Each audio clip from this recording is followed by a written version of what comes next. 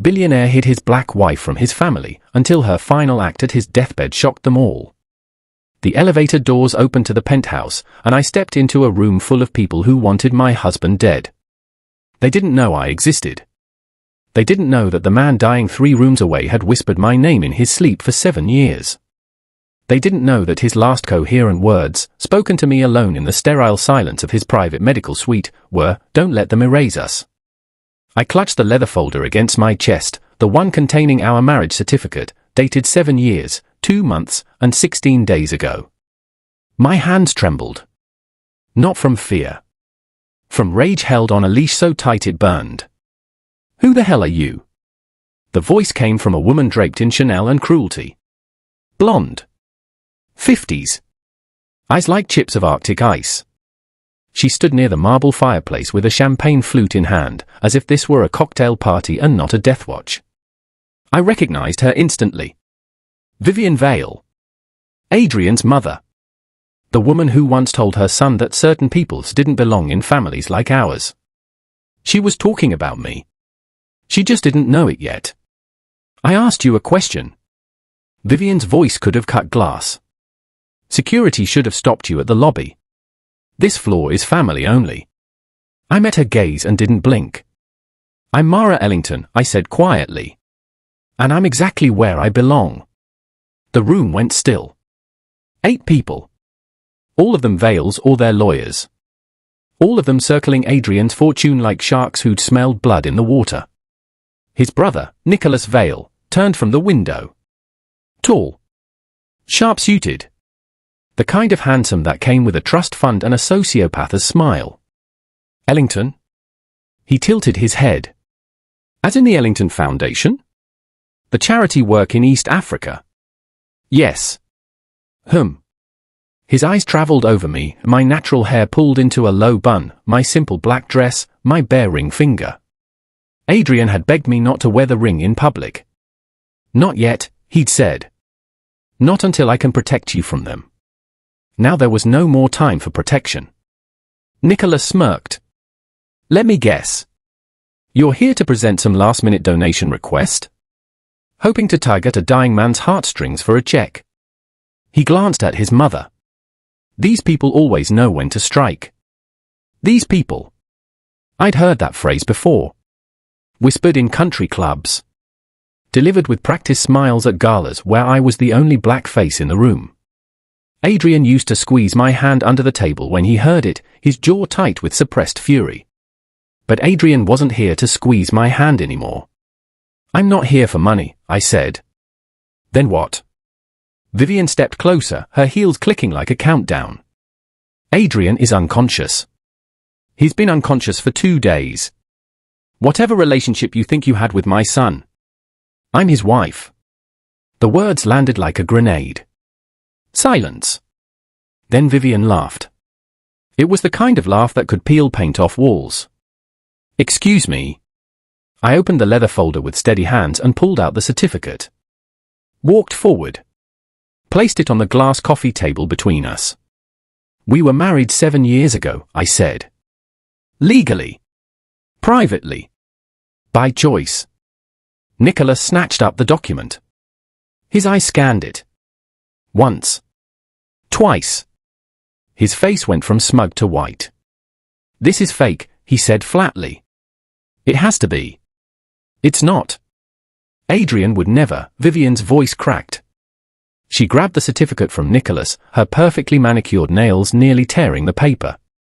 "He would never marry without telling us." Without your permission."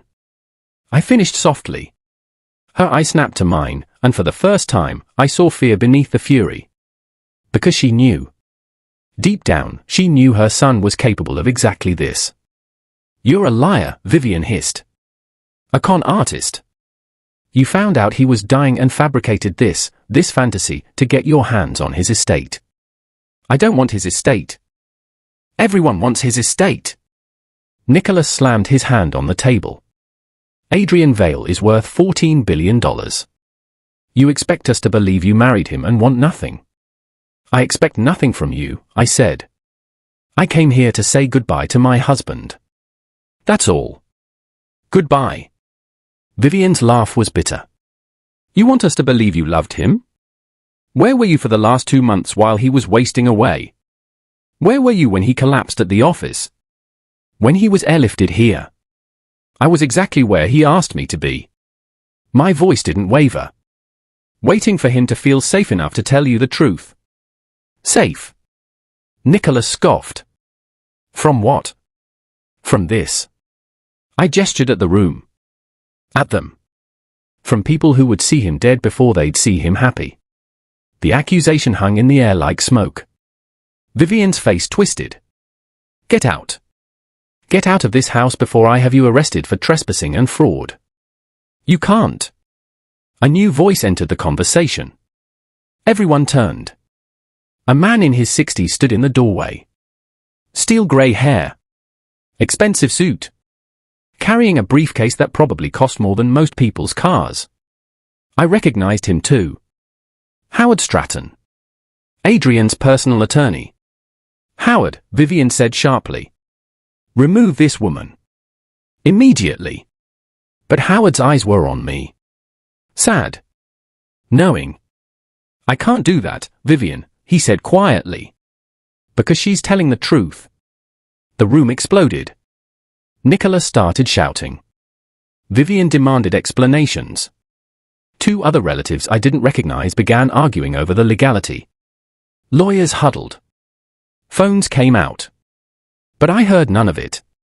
Because at that moment, a nurse appeared in the doorway behind Howard. Young. Anxious. Her scrubs wrinkled from a double shift. Mrs. Vale. She looked directly at me. My heart stopped. He's asking for you. Hey, beautiful souls. Before we go any further into this story, and trust me, you won't believe what happens next, I need to know, where in the world are you watching from? Drop your city or country in the comments below. I love knowing where my incredible viewers are tuning in from. And if you haven't subscribed yet, what are we waiting for? Hit that subscribe button because this story is about to take you on an emotional rollercoaster you will not want to miss. Now let's get back to Mara, because Adrian's family isn't about to let her walk into that room without a fight. I moved toward the nurse, but Nicholas blocked my path. Absolutely not. His voice was ice. We don't know who you are. You could be anyone. You could be here to finish him off. Get out of my way. Something in my tone made him hesitate. Maybe he saw the grief I'd been holding back. Maybe he saw the 7 years of love I'd hidden. Maybe he just saw a woman who had nothing left to lose. Howard stepped forward. Nicholas, the marriage is legal. I witnessed it myself. If Adrian is asking for his wife, she has every right. This is insane. Vivian shrieked. She's not his wife. She can't be. Adrian wouldn't. He wouldn't. He did. Howard's voice was gentle but firm. And he made me promise that if anything happened to him, I would make sure she was protected. That she was honored. That she was here. Protected from what? Vivian demanded. Howard looked at her for a long moment. From you, he said simply. The words hit like a slap. Vivian staggered back, her champagne flute slipping from her fingers and shattering on the marble floor. I didn't wait for her response. I walked past Nicholas, past the shattered glass, past the lawyers and relatives and all the people who thought they owned Adrian's life. The nurse led me down a quiet hallway. Cream-colored walls. Soft lighting. The kind of place where people came to die expensively. He's been in and out, she whispered. But when he woke up 20 minutes ago, the first thing he said was your name.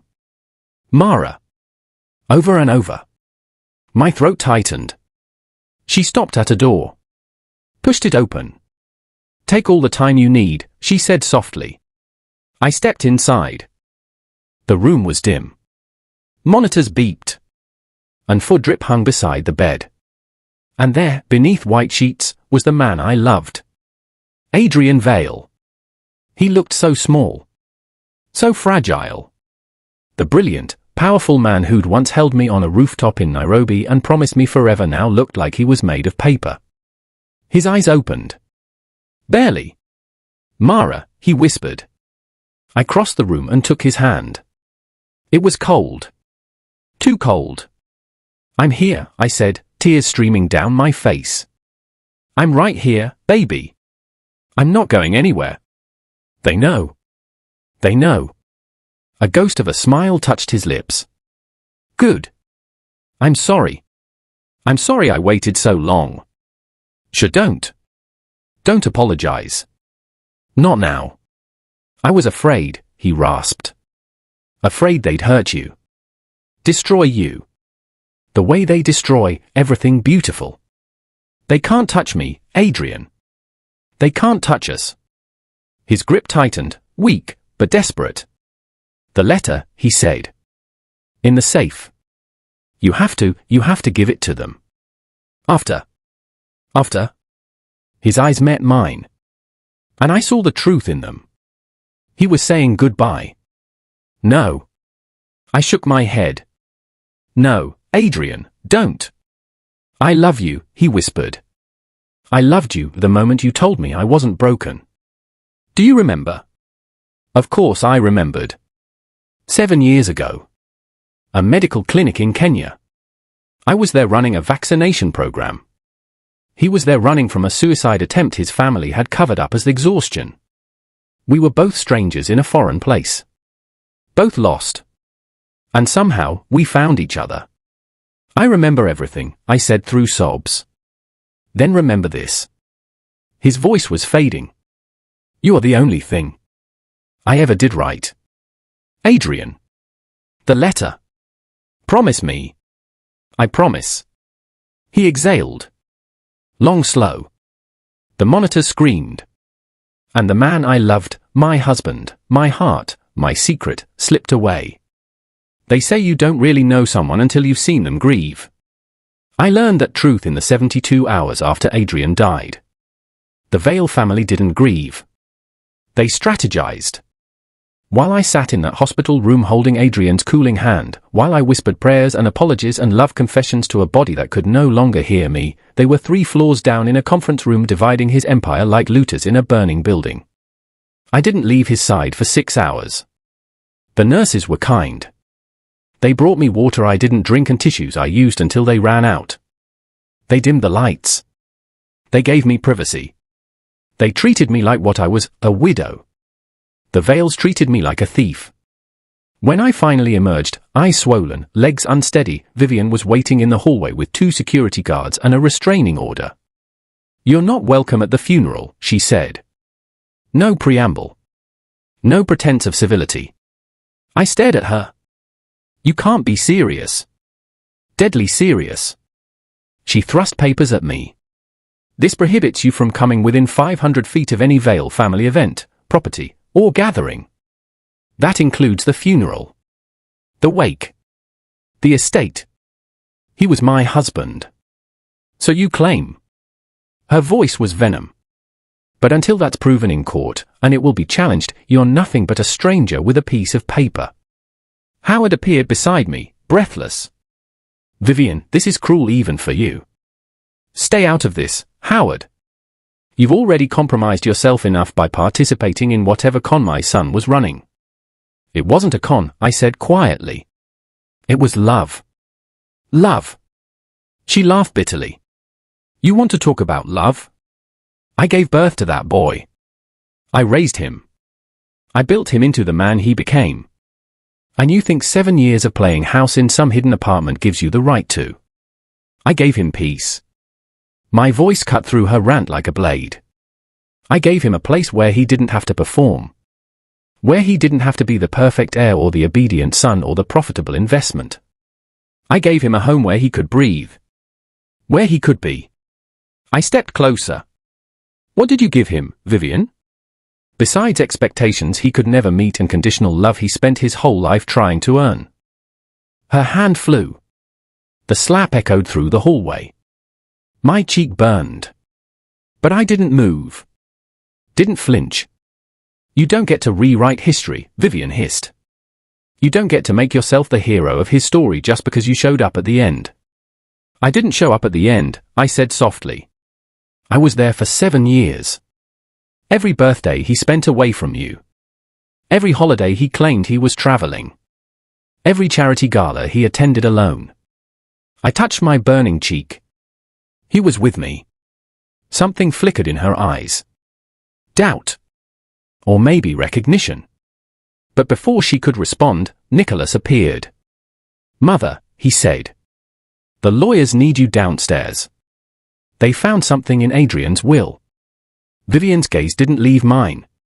"What kind of something?" "The kind we need to discuss. Privately." She smoothed her jacket. Composed herself. Became the Ice Queen again. "Escort Mrs. Ellington," she said, the name like a curse, "off the property. Make sure she doesn't remove anything. And if she contacts any media, we'll bury her in lawsuits." The security guards moved toward me. Howard stepped between us. "That won't be necessary. Mara will leave voluntarily. Won't you?" I looked at him. At the kindness in his old eyes. At the apology written across his face. "Yes," I said. "But first, I need to get something from Adrian's safe." "He asked me to." "Absolutely not," Vivian started. "It's personal," I interrupted. "It has nothing to do with money or assets. It's a letter. He told me to give it to you after he died." That stopped her. "A letter? To me? To all of you?" Silence. Nicholas and Vivian exchanged glances. Some wordless sibling communication I couldn't decode. "Fine," Vivian said finally. "But you retrieve it with witnesses present. Howard and security will accompany you. You touch nothing else." 20 minutes later, I stood in Adrian's private study. I hadn't been here in months. He'd kept this space separate, his public life headquarters. But even here, I saw traces of us. A photo of Mount Kilimanjaro on the wall. We'd climbed it together on our first anniversary. A first edition of Beloved on the shelf. He'd read it to me on rainy nights. The safe was behind a painting. Abstract art he'd never liked but kept because his mother bought it. I entered the code. His fingers had been shaking when he gave it to me in the hospital. Our wedding date. Backwards. The safe opened. Inside, documents. Deeds. Stock certificates worth unfathomable amounts. And a single sealed envelope. My name on the front in Adrian's careful handwriting. My hands trembled as I pulled it out. "That's it." Nicholas peered over my shoulder. "Just a letter." "Just a letter," I confirmed. I started to open it, but Howard touched my arm gently. "Maybe read it in private," he suggested. "When you're ready." I nodded. Slipped it into my purse. As we left the study, I caught Vivian watching me with an expression I couldn't read. "He really loved you," she said suddenly. Not a question. An accusation. I met her eyes. "Yes. He did." "Then why hide it? Why hide you?" Her voice cracked. "If you were so important, why wasn't I allowed to meet you? Why wasn't I invited to the wedding? Why did my son feel the need to keep his entire life a secret from me?" For the first time, I heard something other than anger in her voice. I heard pain. "You should ask yourself that question, Mrs. Vale," I said quietly. "Because the answer has nothing to do with me." I walked out before she could respond. That night, alone in the home Adrian and I had shared, a brownstone in Brooklyn he'd bought under an LLC, far from the Manhattan penthouses and Hamptons estates of the Vale Empire, I finally opened the letter. "My Mara. If you're reading this, I'm gone. And I'm so sorry. Sorry I didn't have more time. Sorry I didn't tell them sooner. Sorry I was too much of a coward to fight them while I was alive. But I'm fighting them now. In my will, the one Howard has, I've left you everything. The company. The properties. The foundation. All of it. Not because you want it. I know you don't. But because they need to see what you'll do with it. They need to see who you are. There's going to be a battle. They're going to challenge the will. Call you names. Drag you through hell. But Howard will help you. And you're stronger than all of them combined. Show them my love. Show them what it looks like when someone actually gives a damn about the world instead of just hoarding wealth. Show them why I loved you. Show them who I really was. Forever yours. Adrian. I read it 3 times. Then I called Howard. He left me everything, I said when he answered. A long pause. I know, Howard said. I tried to convince him to prepare you. To warn you. But he insisted. When do they find out? The will reading is tomorrow. 2 p.m. At the estate. They're going to destroy me. They're going to try. I looked around the home Adrian and I built. Photos of us in places his family never knew he'd been. Books we'd read together. A kitchen where he'd learned to cook, badly, because he wanted to do normal things with me. A life they'd never seen. A love they'd never understood. Howard, I said. I need you to trust me. I do. Even if what I'm about to do seems insane. A pause. Then, especially then. I smiled despite my tears. Good. Because I'm about to honor my husband's last wish. Which is? I looked at the letter again. At his handwriting. At the words show them who I really was. I'm going to give them exactly what they deserve, I said. And hung up. The Vale estate looked like something out of a Gothic novel. 30 rooms. Marble everything. Gardens maintained by a staff of 12. Old money didn't just live here, it haunted here. I arrived at 1:55 p.m. in the same simple black dress I'd worn to the hospital. No jewelry. No armor. Just me and Adrian's letter folded in my purse. The butler, an older man named Jeffrey who'd worked for the Vales for 40 years, opened the door. His eyes widened when he saw me. Mrs. Ellington, he said quietly. I'm very sorry for your loss. The kindness nearly broke me. Thank you, Jeffrey. He was a good man, he whispered. Better than they deserved. Before I could respond, Vivian's voice echoed from inside. Is that her? Jeffrey's expression shuttered. He stepped aside. I walked into a living room that could have fit my entire childhood home 3 times over. 15 people filled it. Family members I'd never met. Lawyers in sharp suits. Nicholas standing by the window like he owned the place. He probably thought he did. Howard stood near the fireplace, briefcase in hand. When our eyes met, he gave me the smallest nod. You can do this. You have some nerve showing your face here, Nicholas said. I was invited, I replied calmly. By the terms of Adrian's will. A will that's about to be contested, Vivian snapped. She sat in a high-backed chair like it was a throne. Whatever you think you're going to get from this family. The reading starts now. Howard's voice cut through the tension. Everyone, please sit. I took a seat on the far end of the room. Alone. Exactly how they wanted me. Howard opened his briefcase. Pulled out a thick document. This is the last will and testament of Adrian Nathaniel Vale, executed 6 months ago and witnessed by myself and 2 other attorneys. 6 months ago. 2 months before his diagnosis. He'd known. Somehow, he'd known. Howard continued. To my mother, Vivian Vale, I leave the house in Martha's Vineyard and a trust fund of $5 million. Vivian's face went white. $5 million? That's... To my brother, Nicholas Vale, I leave the apartment in Manhattan and stock options valued at $3 million. Nicholas shot to his feet. That's impossible. The company alone is worth $14 billion. Let him finish, one of the lawyers said. Howard's eyes found mine. To my wife, Mara Ellington Vale. The room erupted. Wife, someone shouted. This is fraud. Nicholas roared. But Howard's voice rose above them all. I leave controlling interest in Vale Technologies, all remaining properties, the charitable foundation, and the remainder of my estate, valued at approximately $12 billion. Silence. Then chaos. Vivian collapsed back in her chair.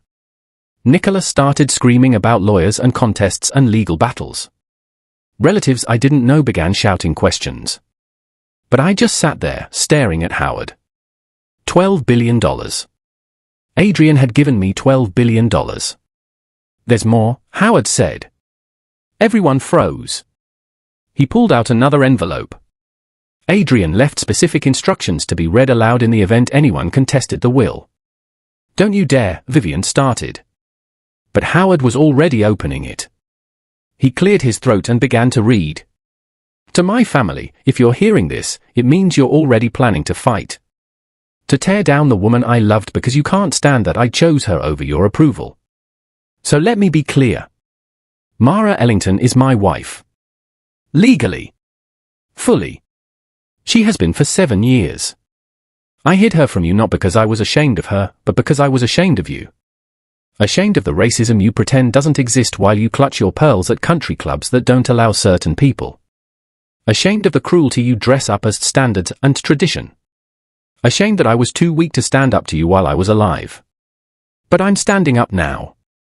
Mara is the only person who ever saw me as more than a bank account or a legacy. She loved me when I had nothing to offer but broken pieces. And she stayed. So I'm giving her everything. Not as payment. But as a chance. A chance to show you what generosity actually looks like. A chance to prove that wealth can heal instead of harm. And if you fight her, if you drag her through courts and tabloids and try to destroy her the way you destroy everything that threatens your small, fearful world, just know that everyone will see exactly who you are. And exactly who I chose instead. Adrian. Howard finished reading. The silence was deafening. I looked at Vivian. Tears streamed down her face, but I couldn't tell if they were from grief or rage. Nicholas looked like he'd been slapped. This is emotional manipulation, he finally said. He wasn't in his right mind. He was completely lucid, Howard interrupted. I have medical records and psychiatric evaluations proving his mental competency. This will is ironclad. Then we'll prove the marriage is fake, Nicholas shot back. No one keeps a marriage secret for 7 years unless they're hiding something. We hid because of you, I said quietly. All eyes turned to me. I stood. Adrian wanted to tell you, I said. Every birthday, every holiday, every family dinner he skipped. He wanted to bring me. To introduce me. To stop living a double life. My voice shook but didn't break. But every time he tried, one of you would say something. Some casual comment about those people or maintaining standards or how important it was to preserve the family legacy. I looked directly at Vivian. He was terrified that if he told you about me, you'd cut him off. Not financially, he didn't need your money. Emotionally. He was terrified his own mother would disown him for loving me. Vivian flinched like I'd struck her. That's not, I never, she couldn't finish. You did, I said softly. Maybe not with words. But with every look. Every silence. Every time you made it clear what kind of woman was appropriate for a veil. I walked toward the center of the room. I didn't come here for money. I came because my husband asked me to show you something. I reached into my purse. Pulled out a folder. What's that? Nicholas asked suspiciously. Documents, I said. Transferring controlling interest in Veil Technologies to a new non-profit organization. Effective immediately. Howard's eyes widened. Mara. I'm keeping the house in Brooklyn, I continued. And enough to live on. 5 million. The same amount Adrian left his mother. I placed the folder on the coffee table. The rest, all $11.995 billion, goes into the Ellington Veil Foundation. For education, healthcare, and economic development in underserved communities. Starting in East Africa and expanding to underprivileged neighborhoods across America. Gasps echoed through the room. You can't, Nicholas started. I can. And I am. I looked at each of them. Adrian didn't give me his fortune so I could hoard it. He gave it to me so I could give it away. To people who actually need it. To communities you've ignored while you sat in houses like this counting money you'll never spend. Vivian stood, shaking. You're doing this to punish us. No, I said. I'm doing this to honor him. I moved toward the door. Wait. Howard's voice stopped me. There's one more thing in the will. I turned. He held up another envelope. Smaller. With my name on it. He left you a video message, Howard said. To be played privately. When you were ready. My breath caught. One more message. One more chance to hear his voice. I took the envelope with trembling hands. Thank you. As I walked toward the door, Nicholas called out, this isn't over. We'll fight this. We'll? Let her go, Vivian said quietly. I stopped. Turned. She was looking at me with something I hadn't seen before. Not acceptance. Not approval. But maybe understanding. He really did love you, she whispered. I know, I said. And I really did love him. I walked out of the Vale estate and didn't look back. I didn't watch the video for 3 days. It sat on my kitchen counter like a bomb I wasn't ready to defuse. Every time I walked past it, my chest tightened.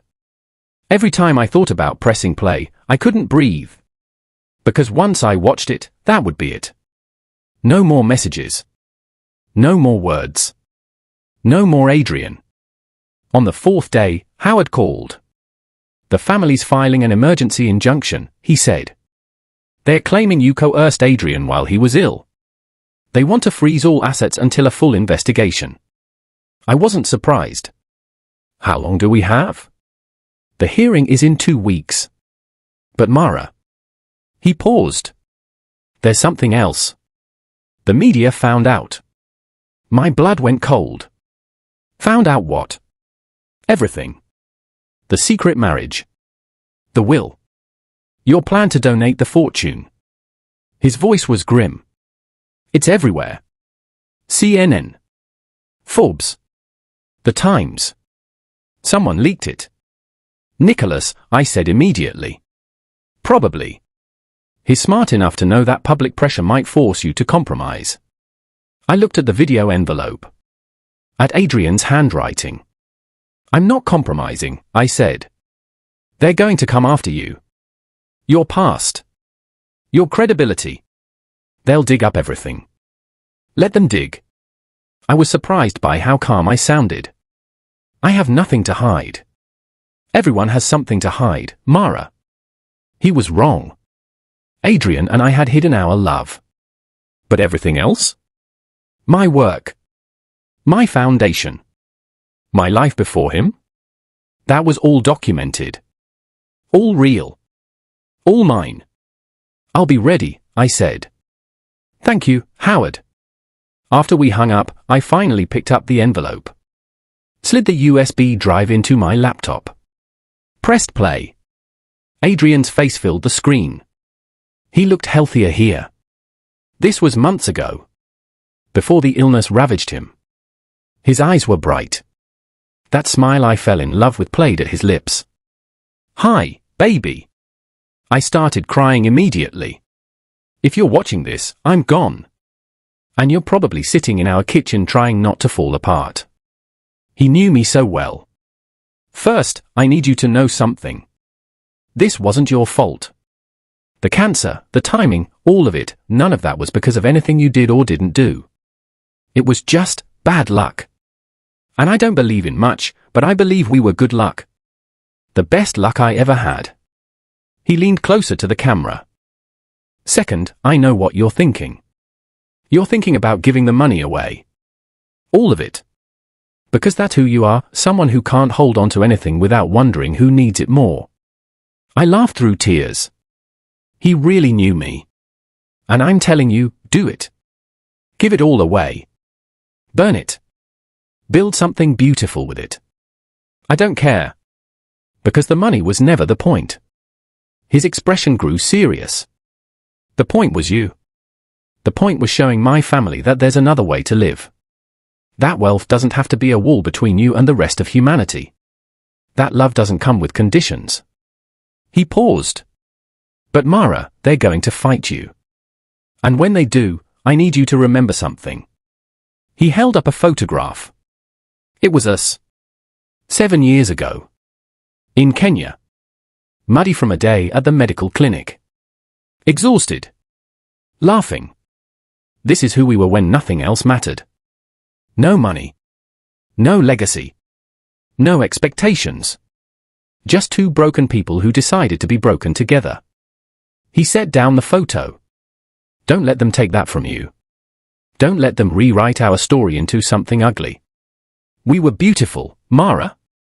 Imperfect and hidden and sometimes cowardly, but beautiful. His voice cracked. I'm sorry I didn't tell them sooner. I'm sorry I didn't fight harder. I'm sorry I'm not there to stand beside you when they come. Tears rolled down his cheeks. But you don't need me to fight your battles. You never did. You're the strongest person I know. He wiped his eyes. So here's what I need you to do, win. Not for me. Not for them. For every person who's ever been told they don't belong. For every love that had to hide. For every dream someone said was too big. He smiled. Show them what happens when someone who actually gives a damn gets power. The screen went black. Then his voice came back, softer. I love you, Mara Ellington Vale. I loved you in Kenya. I loved you in Brooklyn. I loved you in every secret moment we stole. And I'll love you wherever I am now. Don't be afraid. Be extraordinary. The video ended. I sat in the silence of our kitchen and cried until I had nothing left. Then I dried my eyes, opened my laptop, and started drafting a press release. The interview aired on 60 Minutes 3 days later. I sat across from a veteran journalist named Patricia Morrison in our Brooklyn living room, the one place that felt like Adrian and me, not the Vale Empire. Mrs. Vale, she began. You've been married to one of America's richest men for 7 years, yet nobody knew. Why? I looked directly into the camera. Because his family wouldn't have accepted me. And Adrian knew that if they rejected me, it would destroy him. Why wouldn't they accept you? Because I'm black, I said simply. And because I didn't come from money. And because in their world, those two things make me invisible. Or worse, threatening. Patricia leaned forward. The Vale family released a statement calling your marriage suspicious and suggesting you manipulated Adrian while he was vulnerable. How do you respond? I respond with the truth. I pulled out a photo album. This is 7 years of our life together. Birthdays. Holidays. Quiet Tuesdays. Every moment they say didn't exist. I opened it. Photos of us cooking. Traveling. Reading. Dancing in our living room. Living. Adrian didn't hide me because he was ashamed, I said. He hid me because he was protecting me from people who would rather see me destroyed than accept that he loved me. And the fortune? You're really giving away $12 billion. Almost all of it. Yes. Why? I thought about Adrian's video. About his smile. About the man who'd rather die than keep lying to his family. Because money without purpose is just paper, I said. And my purpose is continuing the work Adrian and I started 7 years ago, helping people who've been ignored by families like the Vales. Patricia paused. There are rumors that Adrian's brother, Nicholas, is planning to challenge your citizenship status. That is looking for any legal avenue to deport you. My stomach dropped. I hadn't heard that. But I kept my face neutral. Then he'll fail, I said calmly. Because I'm an American citizen. Born in Atlanta. Raised in Chicago. I've broken no laws except the unwritten one that says people like me don't belong in spaces like theirs. And if they continue to fight. I looked directly into the camera. Directly at Vivian and Nicholas and every Vale watching. Then I'll keep fighting back, I said. Not with lawyers and money. But with the truth. And the truth is this, Adrian Vale spent his whole life being who they wanted him to be. Except for 7 years. 7 years when he was finally, completely himself. With me. My voice didn't waver. They can take that to court if they want. But they can't erase it. They can't rewrite it. And they can't win. The interview ended. Within an hour, it had 10 million views. Within 2 hours, #I stand with Mara was trending. Within 3 hours, someone threw a brick through my window. The brick came through my bedroom window at 2:47 a.m. I woke to shattering glass and a sound like a gunshot. For a moment, I couldn't move, frozen in bed, heart hammering, Adrian's side of the mattress still empty and cold. Then survival instinct kicked in. I grabbed my phone and rolled off the bed, staying low. Dialed 911 with shaking fingers. Someone just threw something through my window, I whispered to the dispatcher. I'm alone. I don't know if they're still outside. Stay on the line, Officers are on their way. I crawled to the doorway, away from the broken glass glittering in the moonlight. That's when I saw it. The brick sat in the middle of my bedroom floor, with a note rubber-banded around it. My hands trembled as I reached for it. Unfolded the paper. Go back to where you came from, gold digger. 6 words. Scrawled in angry red marker. I stared at them until the letters blurred. The police arrived 12 minutes later. 2 officers. One older, jaded. One younger, uncomfortable. Any idea who might have done this? The older one asked, photographing the brick. His family, I said flatly. Or someone they hired. The younger officer frowned. That's a serious accusation, I just gave a national interview about how a billionaire family doesn't want me to inherit my husband's fortune. 24 hours later, someone attacks my home with a racist message. I looked at him. You think that's coincidence? The older officer sighed. We'll file a report. But unless you have proof connecting anyone specific. Of course I don't have proof. That's the point. They left an hour later with promises to patrol the area. I knew what that meant. Nothing. I was on my own. I called Howard at 5 a.m. They're escalating, I said. I know. I saw. His voice was heavy. Mara, maybe you should consider private security. At least until the hearing. I'm not hiding. I'm not asking you to hide. I'm asking you to stay alive. The words hit harder than the brick. Adrian wouldn't want, I started. Adrian isn't here. Howard's voice cracked.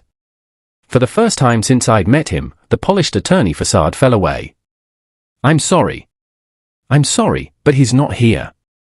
And I promised him I'd protect you, and I can't do that if you won't let me. Silence stretched between us. Okay, I whispered. Okay. By noon, I had 2 bodyguards.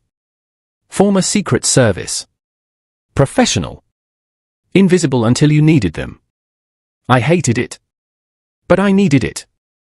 Because 2 days later, the death threats started arriving by email. The hearing was scheduled for Monday. On Friday, Howard called with news that made my blood run cold. They found something, he said. Found what? A woman. In Zurich. She's claiming Adrian promised to marry her 3 years ago. Before you. My world tilted.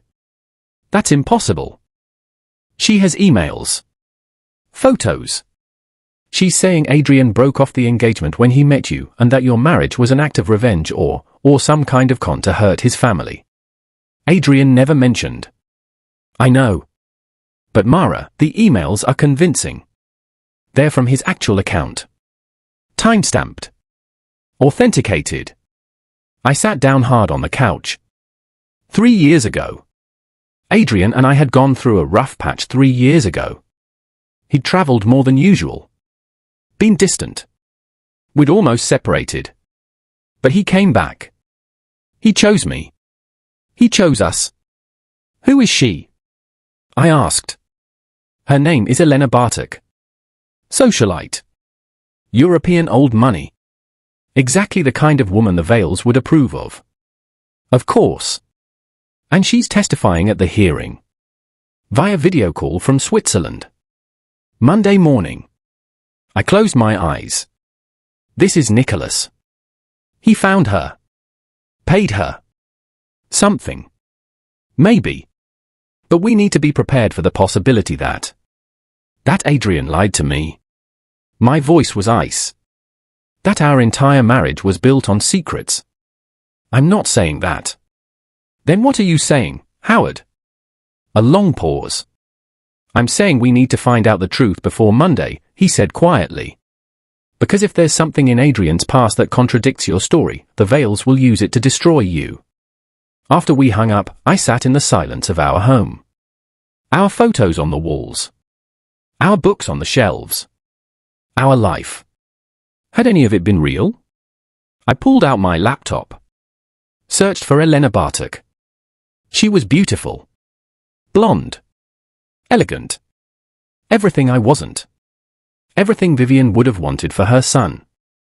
I scrolled through her social media. Charity galas. European estates. Photos with people whose last names ended countries. And then I saw it. A photo from 4 years ago. Elena at a fundraiser in Geneva. Smiling beside a man in a tuxedo. Nicholas Vale. My breath stopped. I zoomed in. Read the caption. Wonderful evening supporting children's literacy with dear friends. Nicholas had known her. Before Adrian. Before everything.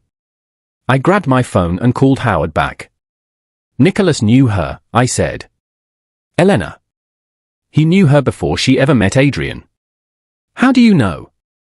Social media. They attended a fundraiser together 4 years ago. That doesn't prove. It proves he had access to her. It proves he could have orchestrated this. I was pacing now. What if the emails are fake? What if he hacked Adrian's account or paid someone to create fake evidence? That would be incredibly sophisticated. Nicholas runs a tech company. My voice rose. He has the resources. The motivation. Everything. Howard was quiet for a moment. Even if you're right, he said slowly, we need proof. Real proof. Or the judge will never believe it. Then we get proof. How? I thought about Adrian's video. His words. Be extraordinary. I'm going to talk to her, I said. To Elena? Mara, that's insane. She's a hostile witness. She's a person. And if Nicholas is manipulating her, maybe she doesn't know the whole truth. And if you're wrong? If she really was engaged to Adrian? Then my marriage was a lie. My life was a lie. Everything Adrian told me was. I'm not wrong, I said. I had to believe that. Because if I didn't, I had nothing left. I flew to Zurich Saturday morning. My bodyguards came with me. Howard tried to stop me. But I was done waiting for other people to tell my story. Elena lived in a penthouse overlooking Lake Zurich. Old money made new. The kind of place Adrian grew up in. The kind of place I'd never belong. I knocked on her door at 3 p.m. She answered in cashmere and suspicion. Mrs. Vale, she said coolly. European accent. Perfect pronunciation. I wasn't expecting visitors. I'm sure you weren't, I said. Can we talk? I have nothing to say to you. My lawyers advised. I'm not here as an enemy. I met her eyes. I'm here as someone who loved the same man you claim to have loved. And I think we've both been lied to. Something flickered across her face. 5 minutes, she said. She let me inside. The apartment was pristine. Sterile. Beautiful but empty. Like a magazine spread instead of a home. Nicholas Vale contacted you, I said. No preamble. No games. Didn't he? Elena's expression didn't change. But her silence was answer enough. He told you Adrian wronged you, I continued. That he chose me over you. That helping them contest the will was justice. Adrian did wrong me, she said quietly. He made promises he didn't keep. What promises? She walked to a window. Looked out at the lake. We met at a charity auction 4 years ago. He was charming. Brilliant. We dated for 6 months. He talked about marriage. About building a life together. Her voice was steady but sad. Then one day, he disappeared. Stopped answering calls. Stopped everything. I found out later he'd been in Africa. With you. My heart clenched. For years ago. When Adrian and I met. He never mentioned you, I said softly. Because he chose you. She turned. And now you get everything while I get nothing but memories of what could have been. I studied her face. The hurt was real. But something else was there too. How much is Nicholas paying you to testify? I asked. Her eyes flashed. Excuse me. I'm not judging you. I'm trying to understand. I stepped closer. Because Adrian was many things. But he wasn't a liar. And if he told me he loved me, if he married me, it meant something. Maybe it meant he was running from his real life, Elena said. From responsibilities. From people like me who expected him to be who he was supposed to be. Or maybe he was running to himself, I said. To someone who didn't care about his last name or his bank account. Elena laughed bitterly. How noble. The poor humanitarian who married a billionaire for love. Do you expect me to believe that? I expect you to believe that Nicholas Vale is using both of us, I said. He's using your hurt to destroy my marriage. And he's using my grief to reclaim a fortune he thinks he deserves. And what if I don't care? Elena's voice hardened. What if I testify anyway? What if I want to see you lose? I held her gaze. Then you'll have to live with helping a racist family erase a love story because it didn't fit their aesthetic, I said quietly. You'll have to live with knowing you chose revenge over truth. Her jaw tightened. Get out. Elena. Get out. I left. But as I stepped into the hallway, I heard something. Crying. Soft. Broken. Behind Elena's closed door. Maybe I'd gotten through. Maybe not. I wouldn't know until Monday. I flew back to New York Sunday night. Exhausted. Terrified. But somehow already. Howard met me at my house with coffee and bad news. Nicholas gave a press conference, he said. He's claiming you manipulated Adrian during his cancer treatment. That you isolated him from his family. That the marriage was elder abuse. Adrian was 42, I said flatly. Doesn't matter. The narrative is out there now. Social media is turning. Half the internet thinks you're a hero. The other half thinks you're a con artist. I took the coffee. Sipped it. What do you think? I asked. Howard looked at me for a long moment. I think Adrian was the luckiest man alive to have found you, he said. And I think his family knows it. That's why they're scared. Monday morning arrived too fast. The courtroom was packed. Media. Spectators. The entire Vale family in the front row. Nicholas in an expensive suit. Vivian in black. Looking every inch the grieving mother. I sat alone on my side. Just me, Howard, and the truth. The judge entered. A stern woman in her 60s named Judge Patricia Chen. We're here to address the challenge to Adrian Vale's will, she began. Mr. Lockwood, you may call your first witness. Nicholas's lead attorney stood. Smug. Ready. Your Honor, we call Elena Bartek via video conference. The screen flickered to life. Elena appeared. Perfectly composed. She was sworn in. Ms. Bartek, the attorney began. Can you describe your relationship with Adrian Vale? She took a breath. And then she said the words that changed everything. I lied. The courtroom exploded. Order? Order in the court. Judge Chen's gavel cracked like thunder. But the chaos didn't stop. Reporters were shouting. Nicholas was on his feet. Vivian looked like she might faint. And Elena sat on the screen, tears streaming down her face, repeating the same 2 words. I lied. Judge Chen slammed the gavel again. Ms. Bartek, you are under oath. Are you recanting your previous statement? Yes, Your Honor. Elena's voice shook. Adrian and I did date. Briefly. For years ago. But there was never an engagement. Never any promises. And the emails. She swallowed hard. The emails were fabricated. By whom? The judge demanded. Elena's eyes found Nicholas across the video feed. By Nicholas Vale. He paid me $50,000 to testify. To create doubt about Mrs. Vale's marriage. The courtroom erupted again. Nicholas shot to his feet. That's a complete fabrication. Your Honor, this woman is clearly being coerced. Sit down, Mr. Vale, Judge Chen snapped. But Nicholas wasn't finished.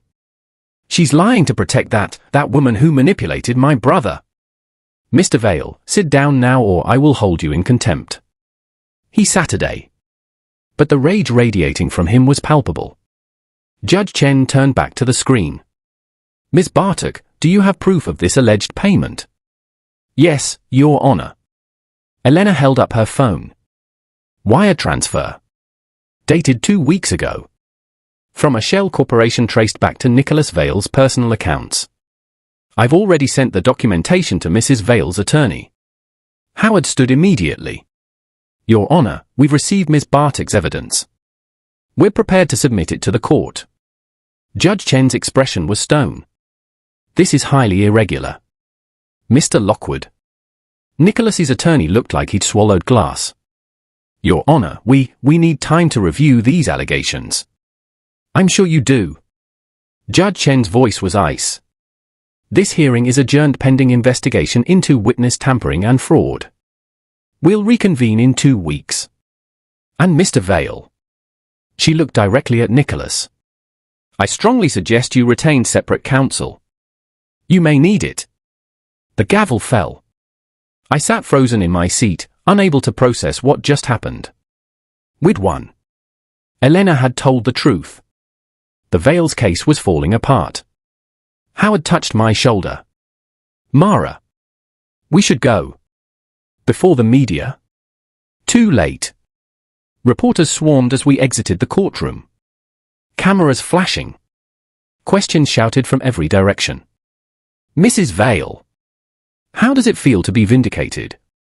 Will you press charges against Nicholas Vale? What's your message to the Vale family? My bodyguards formed a barrier, but one reporter pushed through. Mrs. Vale. Is it true you're pregnant with Adrian's child? I froze. The question hung in the air like poison. What? No. I'm not.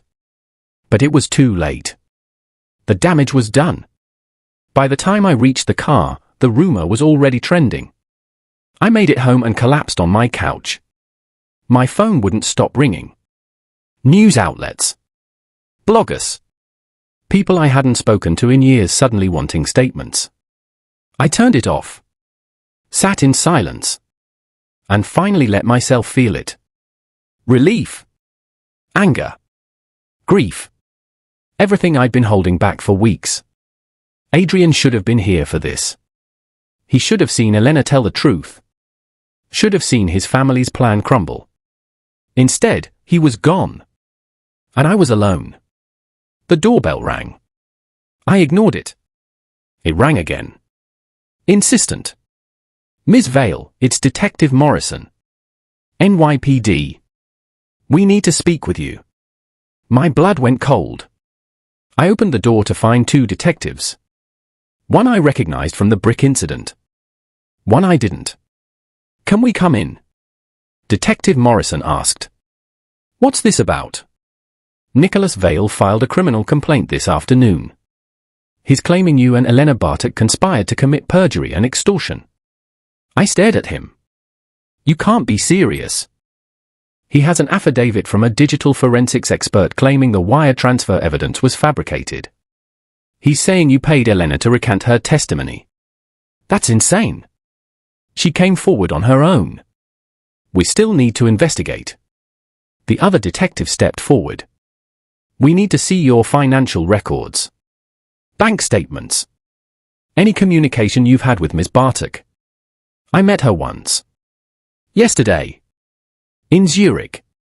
You flew to Switzerland to meet a hostile witness the day before her testimony. Morrison's eyebrows rose. You can see how that looks. I was trying to find the truth. Or coordinate a story. The other detective's voice was flat. Either way, we need those records. Howard appeared in the doorway behind them. Detectives. My client won't be answering any questions without counsel present. And any financial records will require a warrant. We can get a warrant, Morrison said. Then get one. Howard's voice was steel. Until then, this conversation is over. The detectives left, but the threat remained. Nicholas was countering. Fighting back. Trying to flip the narrative. And it was working. By that evening, the media had turned. Half the headline celebrated Elena's confession. The other half questioned it. Did Mara Vale buy her way to victory? Elena Bartok, truth-teller or paid liar? The Vale inheritance, who's really conning whom? I watched the news coverage with numb detachment. A legal analyst on CNN, the timing is suspicious. Mrs. Vale meets with the witness, and suddenly that witness changes her entire story? That raises questions. A commentator on Fox, this woman has everything to gain by discrediting the Vale family. $12 billion is a powerful motivator for fraud. Even the outlets that had supported me were hedging. My phone buzzed. A text from an unknown number. You should have taken the settlement when you had the chance. Then another. This isn't over. Not by a long shot. Then a photo. Me. Leaving Elena's apartment building in Zurich. Someone had been following me. I called Howard immediately. They're building a counter-narrative, he said. Nicholas is smart. He knew Elena's confession would hurt him, so he's preemptively attacking its credibility. By accusing me of the exact thing he did. Classic projection. And effective. Howard sighed. Mara, we need to talk about something. The tone of his voice made my stomach drop. What? The foundation. The Vale Technologies board called an emergency meeting. They're voting tomorrow on whether to freeze the transfer of assets pending the criminal investigation. Can they do that? Technically, yes. If there's reasonable suspicion of fraud, they can halt any major transactions until it's resolved. But the will? The will is being challenged. And now so are you. His voice was heavy. If they freeze the assets, the foundation can't move forward. Everything you planned, the schools, the clinics, the programs, all of it stops. I closed my eyes. This was Nicholas's real play. He couldn't win the will challenge. Not with Elena's testimony. So instead, he'd make sure I couldn't use the inheritance. Tie it up in legal battles and criminal investigations until I gave up. Or died trying. There's more, Howard said quietly. Of course there is. Vivian requested a meeting. Tomorrow morning. Private. Just you and her. Why? She wouldn't say. But Mara. He paused. I think she might be ready to negotiate. Negotiate what? I'm not giving up the foundation. Maybe not the foundation. But there might be a middle ground. Something that satisfies the family without destroying Adrian's legacy. I thought about the video. Adrian's voice. Don't let them take that from you. I'll meet with her, I said. But I'm not compromising. Just listen. That's all I'm asking. Vivian chose a neutral location. A private room at the Plaza Hotel. I arrived at 10 a.m. with my bodyguard stationed outside. She was already there. No lawyers. No Nicholas. Just her. She looked older than she had at the funeral. Tired. The Ice Queen facade had cracks. Thank you for coming, she said. I sat across from her. Said nothing. I owe you an apology, she continued. For the way I treated you. For the assumptions I made. For. Her voice broke. For not knowing my own son. I hadn't expected that. Adrian loved you, she said. I see that now. The way he protected you. The way he built a separate life just to keep you safe from us. She laughed bitterly. From me. Mrs. Vale. Vivian. Please. She looked at me. I spent my whole life building walls.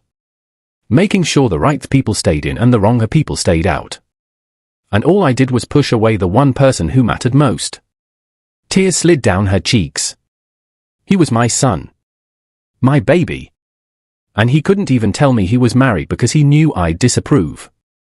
What kind of mother does that make me? For the first time, I felt something other than anger toward her. I felt pity. The kind who can change, I said quietly. She wiped her eyes. Composed herself. I want to call off the legal battles. All of them. The will challenge. The criminal complaint. Everything. My heart leaped. Really? On one condition. And there it was. What condition? Nicholas keeps the company. I went still. Vale Technologies, she continued. It's been in our family for 3 generations. Adrian built it into what it is, yes, but it started with his grandfather. His father. It's our legacy. Adrian left it to me, I said carefully. Because he wanted you to do good with it. I understand that. But there are other ways. She leaned forward. Keep the liquid assets. The properties. The foundation funds. Take the 10 billion in cash and investments. But let Nicholas run the company. So he can strip it for parts and sell it to the highest bidder. So he can preserve what 3 generations built, she countered. And so you can focus on the humanitarian work without being dragged into corporate warfare. It was a good offer. A smart offer. It would end the fighting. Secure the foundation. Let me move forward. But it felt like betrayal. Adrian didn't trust Nicholas with the company, I said.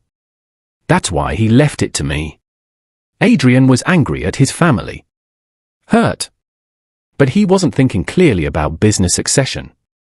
Vivian's voice was firm now. You're a humanitarian, Mara. Not a tech executive.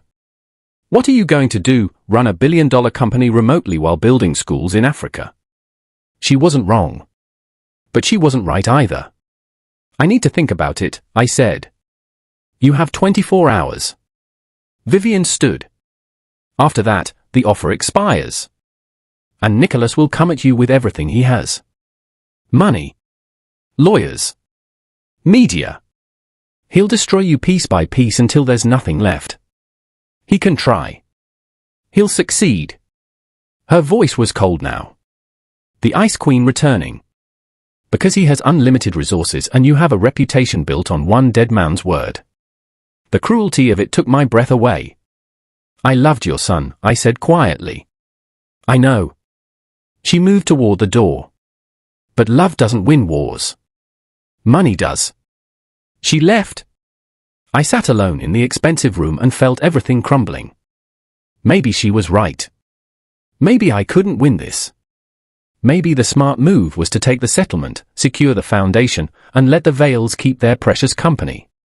Maybe that's what Adrian would have wanted. Or maybe I was just tired. So tired of fighting alone. That night, I sat in Adrian's study. Our study. Surrounded by books we'd read together. Photos we'd taken. A life we'd built in secret. I pulled out the marriage certificate. Ran my fingers over our signatures. 7 years. 7 years of hiding. Of stolen moments. Of love lived in the margins. Was it worth it? Was any of this worth it?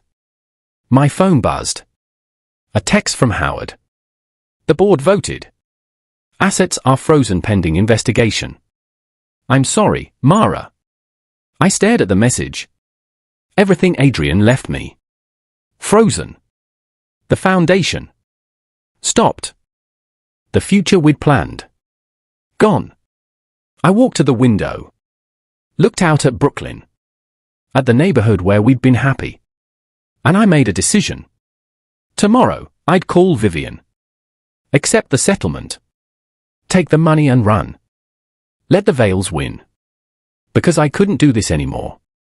I just couldn't. I didn't sleep that night. I sat in Adrian's study until dawn, the settlement offer burning a hole in my mind. At 6 a.m., I reached for my phone to call Vivian. Then I saw it. An email. Timestamped 5:47 a.m. From Adrian's account. My heart stopped. That was impossible. He was dead. His accounts were closed. I'd watched Howard shut everything down. My hands shook as I opened it. Mara. If you're reading this, you're about to give up. I know you. I know that look you get when you think you've lost. When you think the fight isn't worth it anymore. Don't. This email is on a timer. Set to send if you haven't accessed a specific file in my private server within 30 days of my death. Which means it's been a month. Which means you're struggling. I need you to do something for me. Go to the brownstone basement. Behind the water heater, there's a false panel. Inside is a safety deposit box key. Box for 47 at First National Bank on Flatbush. What's inside will change everything. Trust me one more time. I love you. A. I read it 3 times. Then I ran. The basement was cold and dusty. I hadn't been down here in months. The water heater sat in the corner, exactly where Adrian said. I felt along the wall behind it. My fingers found a seam. Pressed. A panel popped open. Inside was a key. Attached to a note in Adrian's handwriting. The truth is worth fighting for. First National Bank opened at 9 a.m. I was there at 8:45, pacing outside with my bodyguards, clutching the key like a lifeline. The manager recognized me immediately. The widow. The scandal. Mrs. Vale, he said nervously. How can I help you? Safety deposit box 447. He led me to the vault. Left me alone in a private room. I inserted the key. Opened the box. Inside was a flash drive and a handwritten letter. I read the letter first.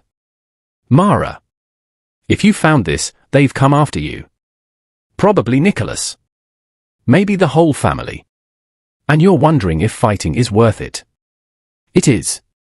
Because what's on this drive isn't just evidence. It's insurance. 3 years ago, I discovered something. Nicholas was embezzling from Vale Technologies. Millions. Funneling it through shell corporations to offshore accounts. When I confronted him, he threatened to destroy anyone I loved if I exposed him. That's when I hid you. Not because I was ashamed. Because he'd promised to ruin you if I didn't stay silent. I've been gathering evidence ever since. Financial records. Email trails. Recorded conversations. Everything. I couldn't use it while I was alive without putting you in danger. But now I'm gone. And the truth can't hurt me anymore. Use it, my love. End this. Adrian. My hands trembled as I plugged the flash drive into my laptop. Folders. Dozens of them. Financial records showing Nicholas had stolen over $40 million. Email chains discussing how to hide the theft. Audio recordings of Nicholas threatening Adrian. Threatening me, specifically. My work. My reputation. My life. And one video file. Dated 6 months ago. I clicked it. Adrian appeared on screen. Gaunt already. Sick. But determined. This is Adrian Vale. Today is March 15th. I'm recording this as insurance and as evidence. He held up documents. My brother, Nicholas Vale, has been systematically embezzling from Vale Technologies for 3 years. The evidence is documented in the accompanying files. But more importantly, he paused. Looked directly into the camera. He threatened to kill my wife if I exposed him. He didn't know her name. Didn't know where she lived. But he knew she existed. And he promised that if I ever went public with what I knew, he'd find her and destroy her. His voice broke. I'm not letting him win. This recording, along with all evidence, is to be used if anything happens to me or to Mara Ellington Vale. My wife. The woman I love more than anything. The video ended. I sat in stunned silence. Nicholas had threatened to kill me. Adrian had known. And he'd built a weapon to protect me even after death. I called Howard. I found it, I said. I found everything. The press conference was scheduled for 2 p.m. Howard tried to convince me to go through proper legal channels. File with the DA. Build a case quietly. But I was done being quiet. I stood in front of 20 cameras with the flash drive in my hand and Adrian's voice in my heart. My name is Mara Ellington Vale, I began. 30 days ago, my husband died. And his family immediately began a campaign to erase me. To discredit our marriage. To steal the legacy he entrusted to me. I held up the drive. This contains evidence that Adrian's brother, Nicholas Vale, embezzled over $40 million from Vale Technologies. It also contains a video of Adrian explaining that Nicholas threatened to murder me if the theft was exposed. Gasps rippled through the crowd. For 3 years, my husband lived in fear. Not of death, but of what his brother would do to me. So he hid our marriage, protected me, and gathered evidence. I looked directly into the cameras. Nicholas Vale called me a con artist, a manipulator, someone who preyed on his brother's vulnerability. I inserted the drive into the laptop connected to the screen behind me. Let me show you who the real predator is. I played the video. Adrian's voice filled the room. His accusations. His evidence. His love. When it finished, silence. Then chaos. Reporters shouting questions. Cameras flashing.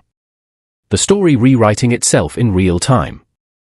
I walked off the platform without another word. Nicholas was arrested 6 hours later. Charged with embezzlement, fraud, and making terroristic threats. The family released a statement claiming they had no knowledge of his actions. Vivian didn't call. But the next morning, a letter arrived at my door. Handwritten. On Vale family stationery.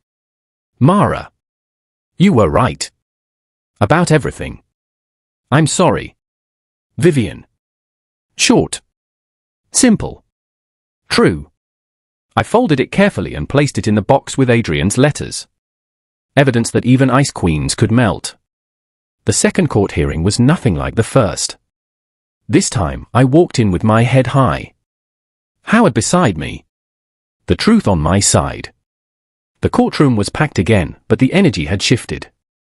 No more vultures. Just witnesses to justice. Nicholas wasn't there. He was in a federal holding facility awaiting trial. But Vivian came. She sat in the back row. Alone.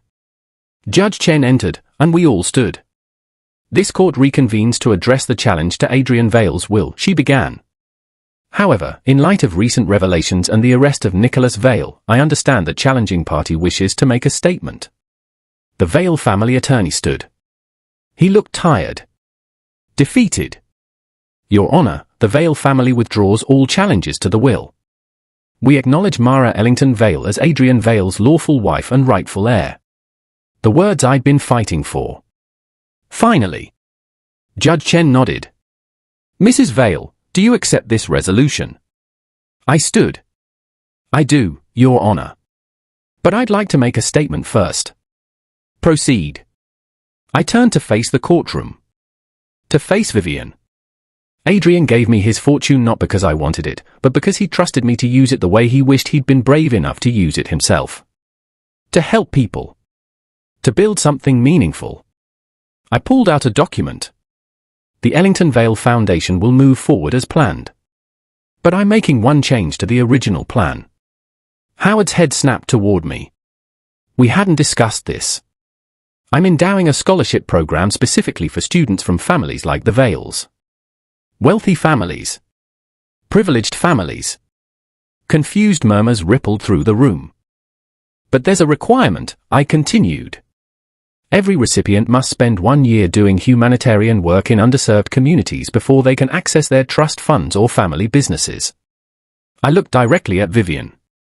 Adrian believed that proximity changes people. That if you actually see how others live, you can't unsee it. You can't go back to not caring. My voice steadied. So I'm creating a program that forces the next generation of Vales, and families like them, to step outside their bubbles. To serve. To see. I folded the document. It's called the Adrian Vale Legacy Initiative. And it launches next month. Silence. Then Vivian stood. Everyone turned. She walked down the aisle slowly. Stopped in front of me. For a long moment, we just looked at each other. Two women who'd loved the same man in completely different ways. He would have loved that, she whispered. The scholarship. Forcing privileged kids to actually do something useful. A sad smile touched her lips. He always hated that we never had to. I know, I said softly. She reached out. Hesitated. Then took my hand. I'm sorry I didn't know you, she said. I'm sorry I didn't get to see what he saw. You can still see it, I said. If you want to. Her eyes filled with tears. I'd like that. Judge Chen cleared her throat. If there are no objections, I'm prepared to rule. No objections, Your Honor, the Vale attorney said. Then this court recognizes Mara Ellington Vale as the sole beneficiary of Adrian Vale's estate. The will stands as written. Case closed. The gavel fell. And just like that, it was over. Outside the courthouse, the media swarmed. But this time, the questions were different. Mrs. Vale. What's your message to other interracial couples facing family opposition? Will you forgive the Vale family? What happens to Nicholas? I stopped on the courthouse steps. Turned to face the cameras. My message is simple, I said. Love is worth fighting for. Even when it's hard. Even when it's secret. Even when the people who should support you don't. I thought of Adrian. Of our 7 hidden years. Adrian and I weren't perfect. Our relationship wasn't a fairy tale. But it was ours. And no amount of money or family pressure or racism could take that away. I looked into the camera. As for Nicholas, justice will run its course. As for the family, forgiveness is a process. But I believe people can change. I have to believe that. And the foundation. I smiled.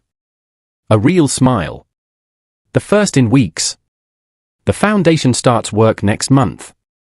We're building 3 schools in Kenya, 2 medical clinics in Ghana, and launching scholarship programs across 12 American cities. I pulled out a photo. One of Adrian and me in Nairobi, covered in mud, laughing. This is who Adrian was when nobody was watching. This is the man I married. And this is the legacy he wanted. I held the photo up to the cameras. I'm just making sure the world finally sees it. That evening, I returned to the brownstone. Our home. For the first time since Adrian died, it didn't feel empty. It felt full of him. Of us. Of everything we'd built in secret. I poured a glass of wine. His favorite. Sat on our couch. And I let myself grieve. Not the angry, desperate grief of the past month. But the soft, aching grief of someone who'd truly loved and been truly loved in return. We did it, baby, I whispered to the empty room. They know now. They finally know. My phone buzzed. A text from Howard. The board meeting is tomorrow. They want to officially reinstate you as controlling shareholder. You ready? I looked around our home. At the life we'd built. At the future Adrian had given me. Ready, I typed back. But before I could send it, another text came through. From Vivian. Would you have dinner with me? Just us. I want to hear about my son. The real him. The one you knew. I stared at the message. Then I typed. Yes. I'd like that. Because Adrian had been right about one thing. Proximity changes people. And maybe, just maybe, it wasn't too late for this family to change too. 6 months later, I stood in the red dirt of Kajiado County, Kenya, watching the sun rise over the school we'd just finished building. The Adrian Vale Academy for Girls.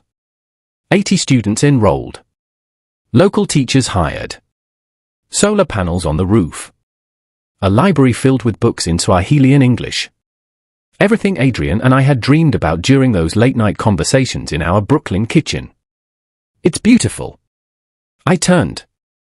Vivian stood behind me, slightly out of place in her linen pants and sun hat, but trying. Actually trying. She'd arrived 2 days ago. Her first time in Africa. Her first time seeing what her son's money was actually building. He would have loved this, she said softly, running her hand along the freshly painted wall. Would have wanted his name on it. He earned it, I said. We walked through the empty classrooms together. Tomorrow, they'd be filled with girls who'd otherwise have no access to education. Girls whose families couldn't afford school fees. Girls who deserved a chance. I've been thinking, Vivian said. About the scholarship program. The Legacy Initiative. And I want to be the first participant. I stopped walking. What? Not as a student, obviously. She smiled, a real smile, not the practice society smile I'd seen in all those photos. But I want to spend time here. Learning. Serving. Understanding what Adrian saw. She looked at me. Understanding what you saw in each other. My throat tightened. Vivian. I know I can't undo the past. Can't give you back the wedding I should have attended or the 7 years I could have known you. Her voice cracked. But I can try to be the kind of person my son would have been proud to call mother. I took her hand. He was proud of you. Complicated, angry, hurt, but still proud. Liar, she said. But she was smiling through tears. Okay, yes. Complete lie. We both laughed. But he loved you. In his own frustrated way. I loved him too. She wiped her eyes. I just loved the idea of who I wanted him to be more than who he actually was. And that's something I have to live with. We stood there in the morning light, 2 women bound by one extraordinary man. Stay as long as you want, I said. The foundation can always use volunteers. Even difficult former ice queens. Especially difficult former ice queens. 3 months later, I was back in New York for the foundation's first annual gala. The Plaza Hotel. The same place Vivian had tried to negotiate my surrender. But tonight was different. Tonight, I walked in as the founder and CEO of a foundation that had already built 5 schools, 3 clinics, and funded scholarships for 200 students. Tonight, I wore the ring. The one Adrian had given me 7 years ago that I'd kept hidden. Our wedding band. Simple. Engraved with coordinates. The exact spot in Nairobi where he'd proposed. Howard met me at the entrance.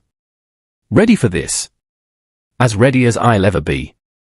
There are some people here you should meet. He led me through the crowd. Past owners. Past board members. Past journalists who'd once called me a con artist and now called me a visionary. And then I saw them. 20 students. Scholarship recipients. From 12 different cities. All wearing Adrian Vale Legacy Initiative badges. Mrs. Vale, Howard said. Meet your first class. They were everything. Black, white, Latinx, Asian. Rich families, poor families, everything in between. United by one thing, a year of service ahead of them. A young woman stepped forward. Confident. Poised. Mrs. Vale, I'm Jasmine McCoy. I just wanted to say, my family didn't understand why I'd delay college for humanitarian work. They thought it was beneath me. She smiled. But then I read about you and Mr. Vale. About how you met serving others. About how love and purpose aren't luxuries, they're necessities. And I knew I had to do this. My eyes burned with tears. Thank you, I whispered. Adrian would have loved meeting you. I wish I could have met him too. You did, I said. Every time you choose service over comfort.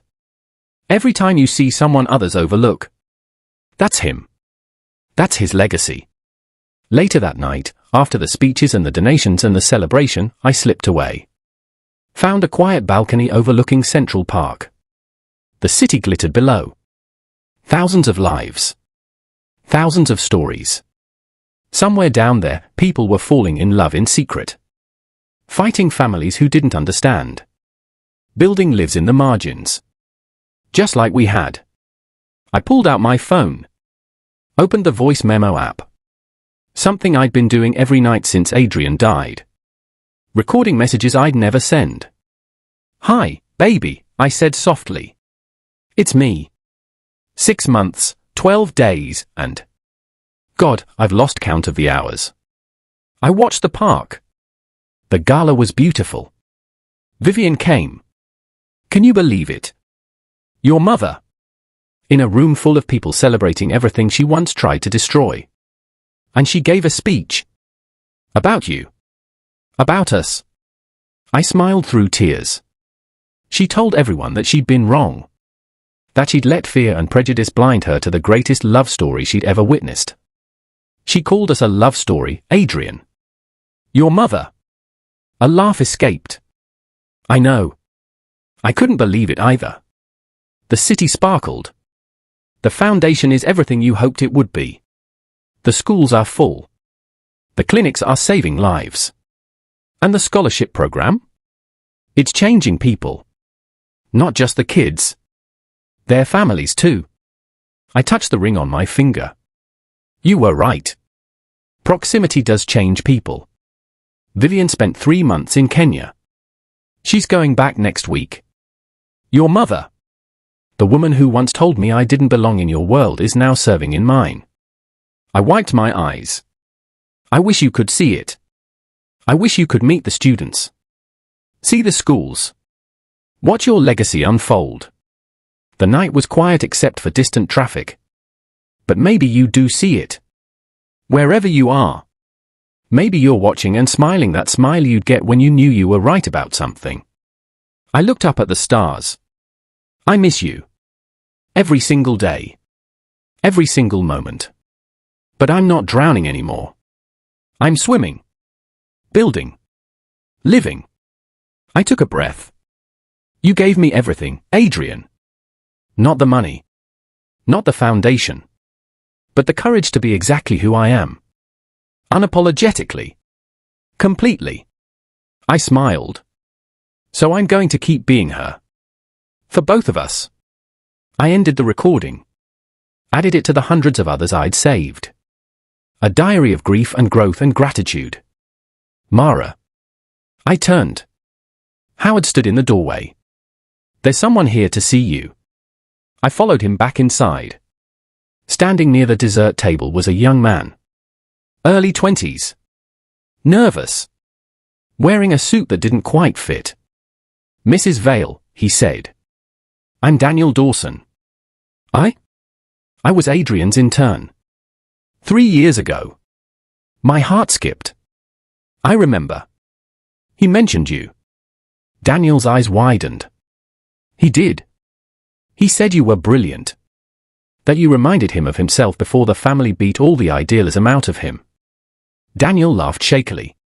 That sounds like him. What can I do for you, Daniel? He pulled out an envelope. Worn. Like he'd been carrying it for years. Mr. Vale gave me this. Right before he got sick. He said if anything happened to him, I should give it to his wife. He swallowed hard. But nobody knew he had a wife. So I kept it. Until I saw you on the news. And I knew. He handed me the envelope. My name on the front. Adrian's handwriting. He really loved you, Daniel said. I could tell. Even when he never mentioned your name. The way he'd smile at his phone. The way he'd leave early on Fridays. We all thought he had some secret life. He did, I whispered. A good one, I hope. The best one. Daniel left, and I stood there holding the final piece of Adrian. One more letter. One more message. I waited until I got home to open it. Back in our brownstone. Our sanctuary. I curled up on the couch with a blanket that still smelled faintly of him. And I read. My Mara. If you're reading this, it means I'm gone. And it means Daniel found you.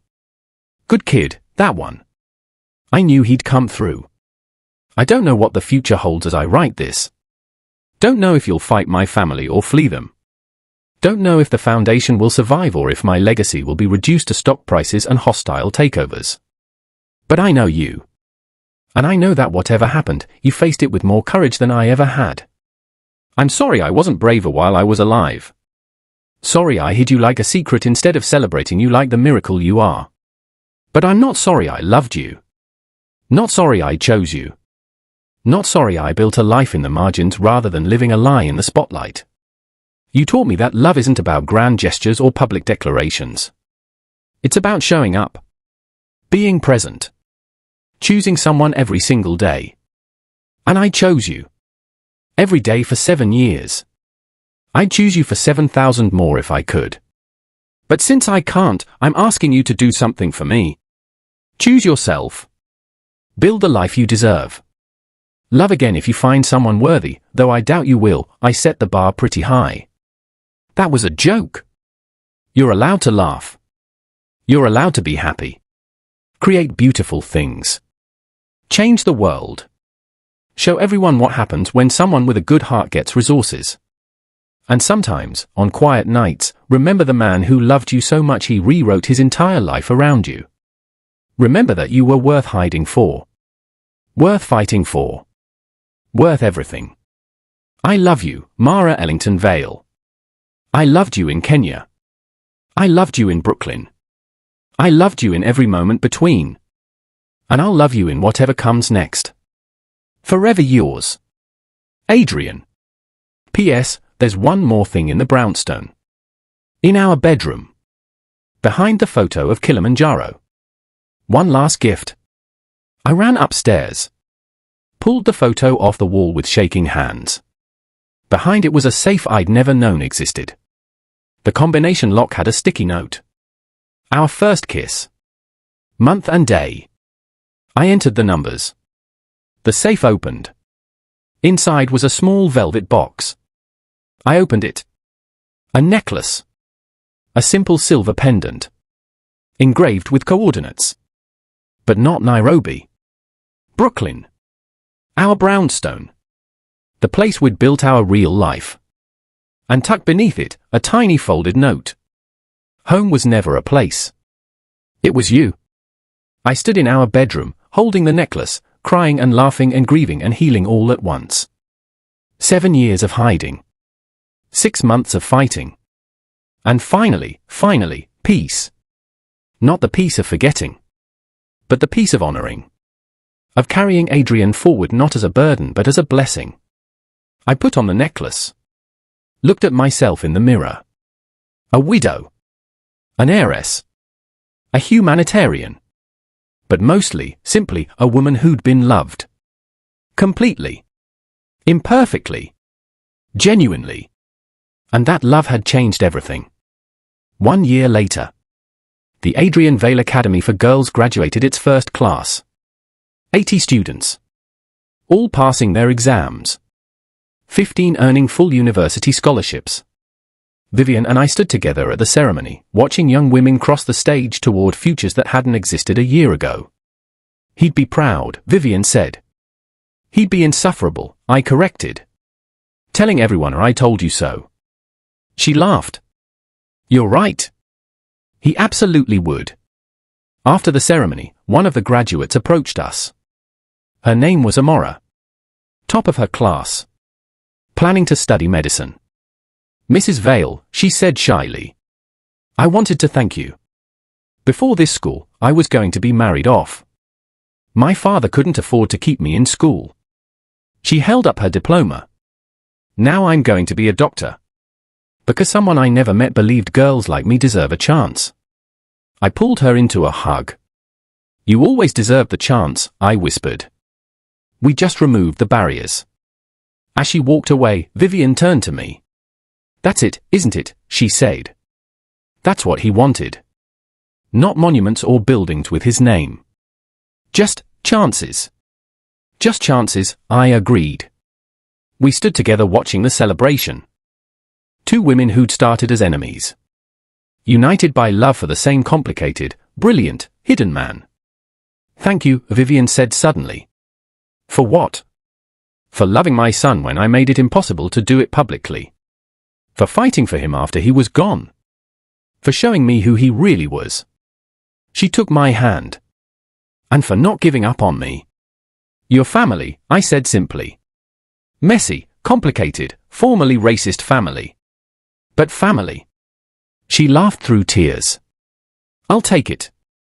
That night, I sat alone in the school's library. Surrounded by books. By possibility. By the future Adrian and I had dreamed into existence. I pulled out my phone. Opened the voice memo app one last time. Hi, baby, I said. It's me. 1 year, 3 months, and 12 days. I smiled. I'm in Kenya. At the school. Your school. And it's everything we imagined. Everything you hoped for. I looked around the library. Vivian's here. Your mother. Can you believe it? She's teaching a financial literacy class to the 11th graders. Your mother. Teaching poor Kenyan girls about money management. I laughed. She's actually good at it. Turns out when you remove the superiority complex, she's got a lot to offer. The library was quiet. I'm okay, Adrian. Really okay. Not pretending to be strong okay. But genuinely, finally okay. I touched the necklace. I still miss you. Every day. But it's not drowning anymore. It's just a gentle ache. A reminder that I was lucky enough to love someone worth missing. I looked out the window at the African night sky. The foundation is thriving. The scholarship program has 300 students now. We're building 2 more schools next year. And Nicholas? I paused. Nicholas got 15 years. Federal prison. White-collar crime finally caught up with white privilege.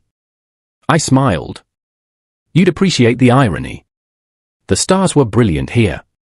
Away from city lights. I don't know what comes next for me. Maybe I'll stay here. Maybe I'll go back to Brooklyn. Maybe I'll find some new place entirely. I took a breath. But wherever I go, you're with me. In the work. In the love. In every choice to see people instead of overlooking them. I looked at the books surrounding me. You once told me I saved you. But baby, you saved me too. You showed me that love doesn't have to be loud to be real.